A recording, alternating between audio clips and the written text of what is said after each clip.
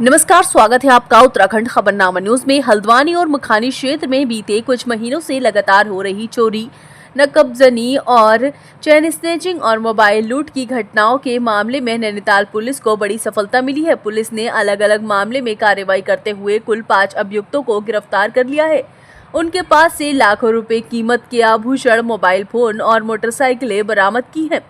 इन सभी घटनाओं का खुलासा एसएसपी नैनीताल प्रहलाद नारायण मीणा के निर्देश में किया गया। उन्होंने हल्द्वानी सिटी एसपी प्रकाश चंद्र और सीओ नितिन लोहनी को विशेष टीम गठित कर अपराधियों की गिरफ्तारी और लूट की गई संपत्ति की 100% बरामदगी के निर्देश दिए थे। पुलिस की इस विशेष टीम ने सीसीटीवी फुटेज खंगालने के साथ साथ मुखबिर तंत्र को सक्रिय किया और तकनीकी और फील्ड इन्वेस्टिगेशन के माध्यम से अपराधियों तक पहुंची। वहीं हल्द्वानी क्षेत्र में 27 मई को रामलीला ग्राउंड के पास से एक स्प्लेंडर मोटरसाइकिल चोरी की गई थी, जिसका मुकदमा कोतवाली में दर्ज हुआ।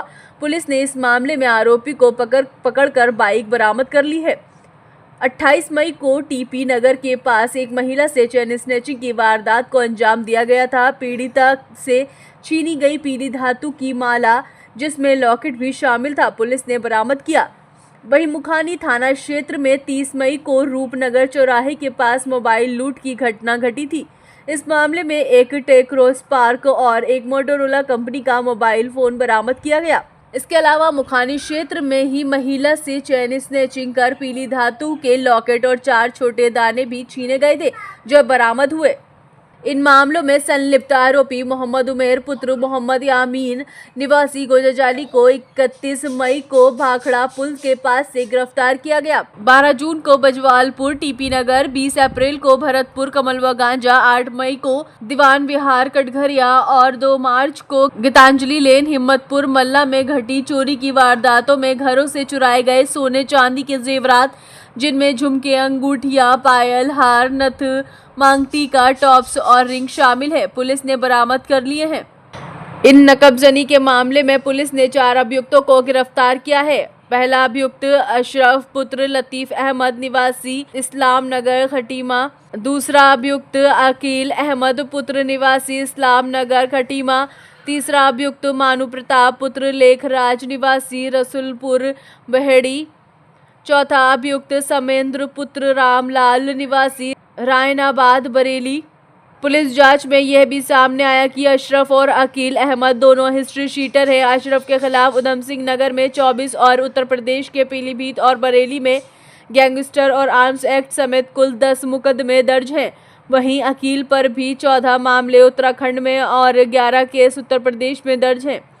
इस कार्रवाई में कोतवाली, हल्द्वानी थाना, मुखानी साइबर सेल और सीसीटीवी मॉनिटरिंग टीम की संयुक्त भूमिका रही। टीम में निरीक्षक राजेश यादव, थाना अध्यक्ष दिनेश जोशी, उप निरीक्षक वीरेंद्र बिस्ट, फिरोज आलम, मनोज अधिकारी, रजनी आर्य सहित 20 से अधिक अधिकारी और कर्मचारी शामिल रहे। पुलिस की इस सफलता पर एसएसपी नैनीताल ने टीम को 2500 नगद पुरस्कार देने की घोषणा की है। देखिए, पिछले हफ्ते हल्द्वानी में कुछ ऐसी घटनाएं हुई जिसमें एक बाइकर के द्वारा एक मोबाइल स्नैच किया गया, फिर उसके बाद में चैन स्नैचिंग की घटना भी आई।